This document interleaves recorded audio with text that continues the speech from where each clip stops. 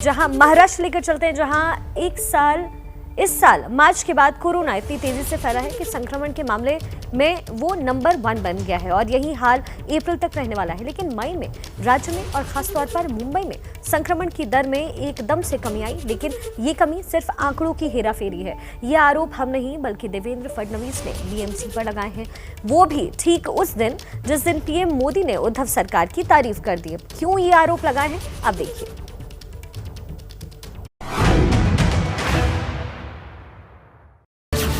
मुंबई में मौत के आंकड़े छुपाए जा रहे हैं। शहर में टेस्टिंग की रफ्तार सुस्त है।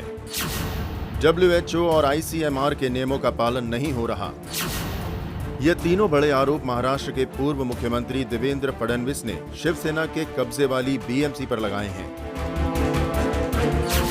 और सीएम उद्धव ठाकरे को लिखे खत में दावा किया है कि महामारी के दौर में BMC आंकड़ों के साथ छेड़छाड़ कर रही है, आंकड़ों को कम करके दिखा रही है।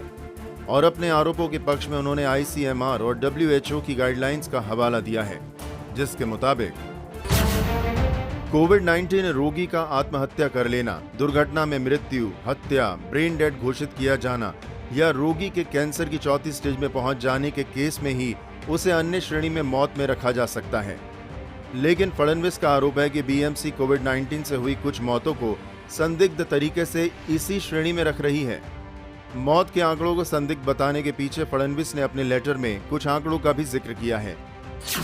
फडणवीस ने लेटर में लिखा है, फरवरी से अप्रैल के बीच 1773 कोरोना पॉजिटिव लोगों की मौत हुई, जिसमें से 683 मौत को अन्य कारणों से हुई मौत की संदिग्ध श्रेणी में रखा गया, जो कुल मौत का 39.4% है।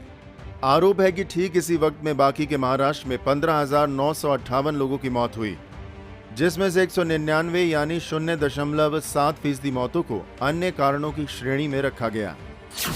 इन्हीं आंकड़ों के आधार पर फडणवीस ने आरोप लगाया है कि ऐसा कैसे हो सकता है कि बाकी राज्य के मुकाबले सिर्फ मुंबई में ही कोरोना मरीजों की मौत दूसरे कारणों से हो रही है। देवेंद्र फडणवीस ने मुंबई में हो रही टेस्टिंग पर भी सवाल खड़े किए हैं।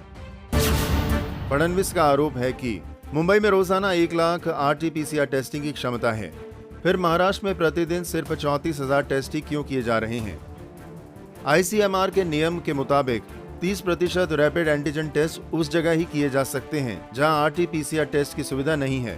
फिर मुंबई में प्रतिदिन हो रहे टेस्ट में से 30% रैपिड एंटीजन टेस्ट क्यों किए जा रहे हैं।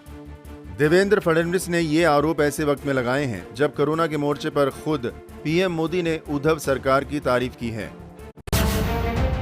महाराष्ट्र के मुख्यमंत्री सचिवालय ने प्रेस नोट जारी कर कहा है कि शनिवार को पीएम मोदी और उद्धव ठाकरे के बीच फोन पर हुई बातचीत में पीएम मोदी ने उद्धव सरकार की कोशिशों की सराहना की है।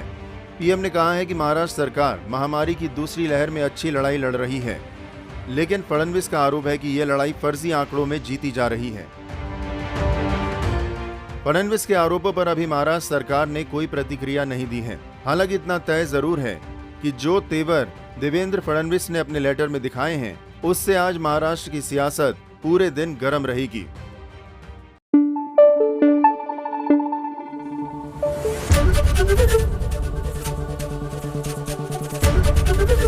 ABP न्यूज आपको रखे आगे।